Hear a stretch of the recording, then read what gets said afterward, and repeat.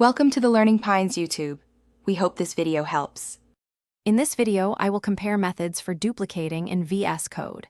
Let's start with the fastest way to duplicate a single line of code. Simply place your cursor anywhere on the line you wish to copy. Then, press Shift, Alt, and the down arrow key simultaneously. This instantly creates an identical copy of that line directly below the original. It's a super efficient method for repeating code snippets without extra steps, saving you valuable seconds during your coding session. Next, let's look at the classic copy and paste method, which is perfect for duplicating larger sections of code or specific blocks. First, highlight the exact lines or characters you want to duplicate.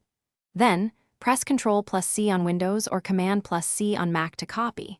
Move your cursor to the desired insertion point and press Ctrl+V or Command+V to paste. This gives you precise control over what you duplicate and where it lands, making it versatile for various coding tasks. Sometimes you need to duplicate an entire file or even a whole folder. For this, navigate to the Explorer sidebar in VS Code. Locate the file or folder you wish to duplicate, then right-click on it. From the context menu, select Copy.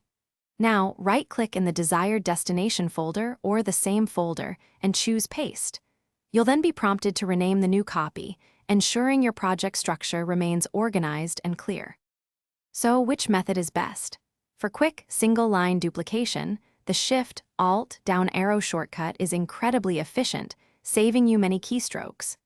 When you need to duplicate specific code blocks or multiple lines, the traditional copy and paste offers precise control.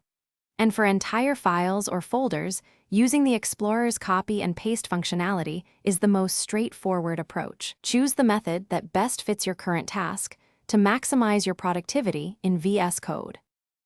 Thanks for watching. Consider subscribing if we helped you.